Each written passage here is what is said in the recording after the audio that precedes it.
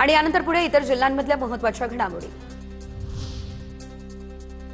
नांदेडमध्ये विद्यार्थिनीसोबत गैरवर्तन करणाऱ्यांची पोलिसांकडून धिंड। शाळेतून बाहेर पडल्यानंतर आरोपींकडून मुलींसोबत गैरवर्तन केलं जात होतं। आरोपींविरोधात पोक्सो अंतर्गत गुन्हा दाखल करण्यात आला। उजनी धरणामध्ये गाळ काढूनच जलपर्यटन केंद्र उभारा। माढा तालुका काँग्रेस अध्यक्ष संदीप मोरे यांची मागणी। संदीप मोरेंकडून उपमुख्यमंत्री सुनेत्रा पवार यांना भेटून मागणीचं निवेदन देण्यात आलं। धुळ्यातल्या पिंपळनेर पोलीस ठाण्याच्या आवारातून 30 लाखांचा डंपर चोरीला। साक्रीच्या सामोडे गावातून जप्त करण्यात आला होता हा डंपर। पुढील तपास देखील या संदर्भातला सुरू। परभणीमध्ये दारूसाठी वडिलांची हत्या करणाऱ्या मुलाला जन्मठेप। परभणी जिल्हा सत्र न्यायालयाचा निर्णय। वडील दारूसाठी पैसे देत नाही, त्यामुळे वडिलांची हत्या केली। आणि यानंतर बातम्या इतर शहरांच्या। नागपूरमध्ये घरपोच गॅस सिलेंडर पोहोचवण्याचे एजन्सीला निर्देश। जिल्हाधिकारी कुमार आशीर्वाद यांचे हे निर्देश। गॅस कंपन्यांकडून एजन्सींना पुरवठा सुरळीत होत असल्याची माहिती। नागरिकांना रीतसर बुकिंग करण्यास प्राधान्य देण्याचं आवाहन। अमरावती जिल्ह्यातील पाणीसाठ्यावरती उन्हाची झळ। जिल्ह्यातील 56 लघु मध्यम मोठ्या प्रकल्पांमधील पाणी पातळी 50.96%वर। ग्रामीण भागातील पाणीपुरवठा योजनांचा मोठा फटका बसण्याची शक्यता।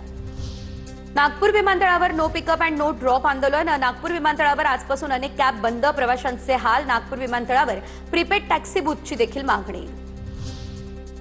बीडमध्ये अल्पवयीन मुलीवरती अत्याचार। सावत्र बापाला अटक। केस तालुक्यातील एका गावामध्ये माणुसकीला काळीमा फासणारी घटना घडली।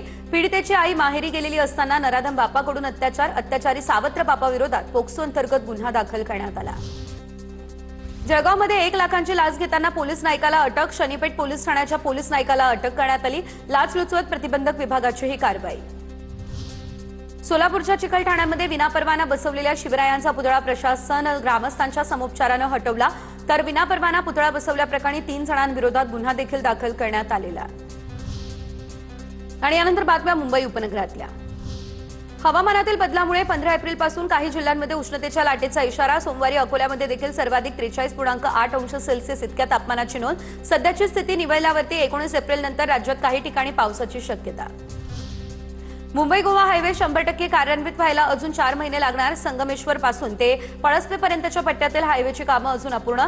केंद्रीय मंत्री नितीन गडकरींकडून मे अखेरीस महामार्ग पूर्ण होण्याची डेडलाईन।